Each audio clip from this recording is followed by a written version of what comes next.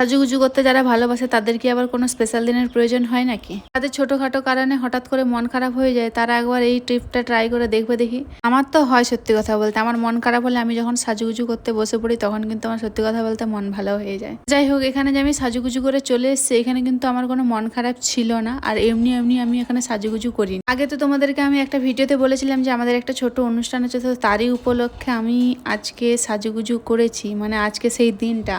তোমরা আমার হয়তো প্রথমের কথাটা শুনে ভাবছো যে এ কি সত্যি পাগল টাগল হয়ে গেছে নাকি, এমনি এমনি আবার মানুষ সাজে নাকি, আবার সাজলে মানুষের মন ভালো হয়ে যায় এরকমও আছে নাকি? হ্যাঁ বন্ধুরা, তোমরা ঠিকই শুনেছো, এটা একটা সত্যিকারের একদম ট্রু টিপ যাকে বলবে।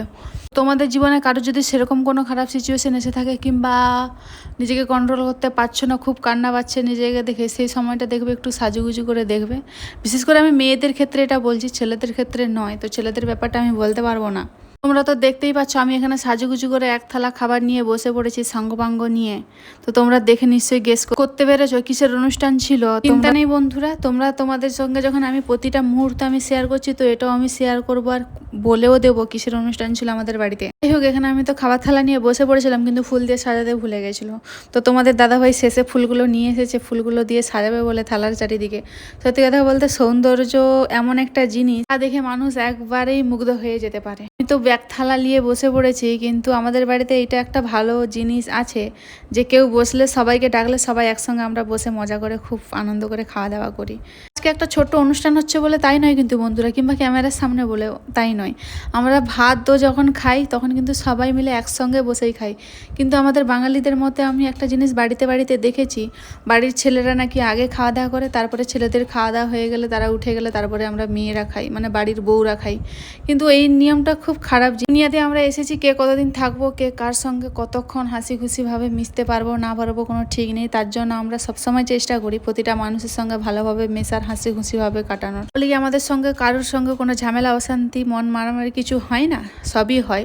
কিন্তু তারপরে আমরা জিনিসটাকে মানিয়ে নিয়ে আবার কাঁধে হাত দিয়ে ভালো করে বুলিয়ে আমরা বন্ধুত্বের মতো আমরা সম্পর্ক শুরু করে দিই, যাতে একটা মানুষের মনে কোনো না দ্বিধা থাকে কিছু বলার জন্য। যাই হোক, তোমাদেরকে তো আমি প্রথমেই বললাম যে আমরা একসঙ্গে সবাই খুব মজা করে এরকম খাওয়া দাওয়া করি। তো তোমরা দেখতেই পাচ্ছ, এদিকে আমার শাশুড়ি মা, আমার যা, আমি, আমার মা আর দুটো পাড়ার ছেলে আমরা একসঙ্গে বসেছি। আমার জায়ের মেয়েও আমার কোলে বসেছে, তোমরা দেখতেই পাচ্ছ। একটা থালায় কিন্তু আমরা সবাই মিলে বসে। মা বসেছিল, মা একটা কিছু দেওয়ার জন্য মা উঠে চলে গেছিলো, আবার এসে মা আমাদের পাতেই ওইখানেই বসবে।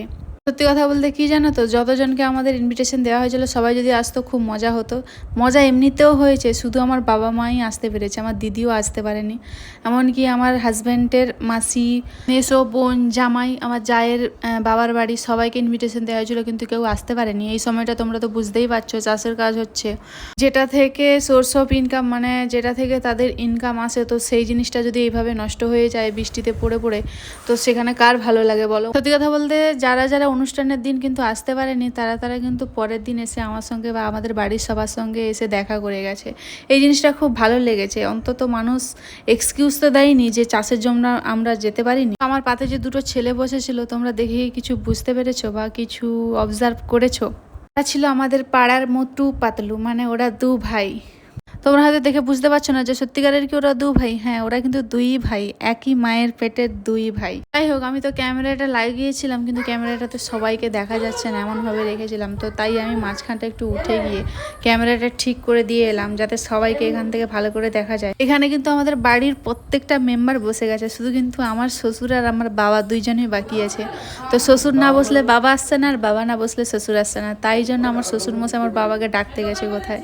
তোমাদেরকে তো আগে ইন্ট্রো দিয়ে দিয়েছিলাম, আমাদের সুপারভাইজার চারদিকে তদন্ত করছে আর ঘোরাঘুরি করছে, কেউ কোনো খাবার নষ্ট করছে কিনা, মানে কিছু ওয়েস্টেজ বেরোচ্ছে কিনা। আর দাদু ততক্ষণ আসছে না কেন, পাইচারি দিচ্ছে। খাবার তো রেডি হয়ে গেছে, কিন্তু দাদুগুলো কেন আসছে না। যাই হোক, আলটিমেট দাদুগুলো প্রেজেন্ট হয়ে গেছে, মানে ক্যামেরার সামনে উপস্থিত হয়ে গেছে। দাদুগুলো খেতে বসে গেছে। দাদুদের পাশে আমাকে বসতে হবে, না হলে দাদুরা কি খেতে পাচ্ছে না পাচ্ছে আমরা লক্ষ্য করতে পারবো না দূর থেকে। তাই জন্য আমাকে দাদুদের কাছে বসতে হবে।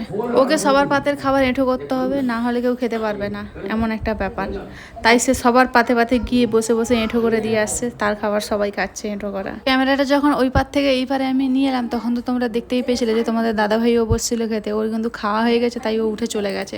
আর বাকি আমরা বাড়ির সবাই বসে আছি একসঙ্গে। আমাদের সুপারভাইজার এতক্ষণে লক্ষ্য পড়লো যে তার কাকু খেয়ে চলে গেছে, মানে কাকু থালাটা ছেড়ে চলে গেছে, সব খাওয়া কমপ্লিট হয়নি। তাই দেখতে এসেছে কি খাবার ফেলে রেখে গেছে। মেয়েটি বড্ড মজার, তবে যাই বলো বন্ধুরা তোমরা, এর পাতে একবার, ওর পাতে একবার, আমার পাতে একবার, মানে মাথা খারাপ করে দিচ্ছে। ওটুকু মেয়ে বন্ধুরা কি বোঝে বলো তো জয় শ্রীরামের ব্যাপারে? ও জয় শ্রীরাম বলে বারবার এরকম হাঁকা। যাই হোক, আমরা এতদিন জানতাম বা এখনো জানি বাচ্চারা নাকি ভগবানের আরেক রূপ।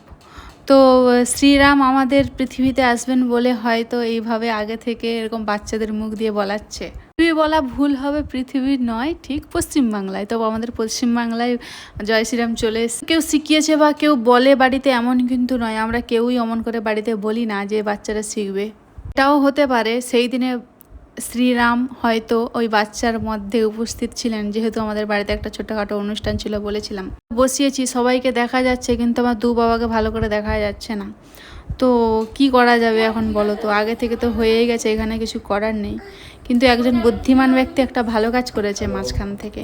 আমার হাজব্যান্ড এসে ক্যামেরাটা একটু ভালো করে আর একটু ওইদিকে করে দিল, যাতে আমার বাবাকে ভালো করে দেখা যায় আর কি। আমরা অতজন মিলে এত ভালো মজা করেছি, মানে যারা আসতে পারেনি তাদের জন্য একটু হলেও খারাপ লেগেছে, কিন্তু কি করা যাবে, যে যার বাড়িতে কাজ থাকতেই পারে। তো সবার তো অ্যাটেন্ড করা সম্ভব হয়ে ওঠেনি, তো তাই জন্য তারা বললাম তো তোমাদেরকে পরে এসে আমাদের সঙ্গে দেখা করে গেছে।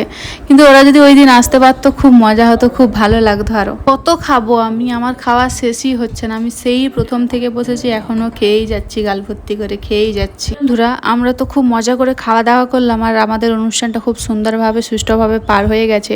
তো তোমাদেরও কেমন লাগলো আমার এই ভিডিওটা অবশ্যই লাইক কমেন্ট করে জানাবে তো। আর আমার প্রতিটা ভিডিও তোমাদের কেমন লাগে সেটাও আমাকে জানাবে। জানি তোমরা আমাকে অনেক ভালোবাসো, আমাকে বলতে আমার ভিডিওগুলোকে অনেক অনেক ভালোবাসা দাও। সেটা আমি রিপ্লাইগুলো দেখে বা লাইক কমেন্টগুলো দেখে আমি সেটা বুঝতে পারি। তো এইভাবে আমার পাশে থেকো। আর তাহলে আজকের ভিডিও এই পর্যন্ত, দেখা হচ্ছে পরের ভিডিওতে। Tata, bye bye.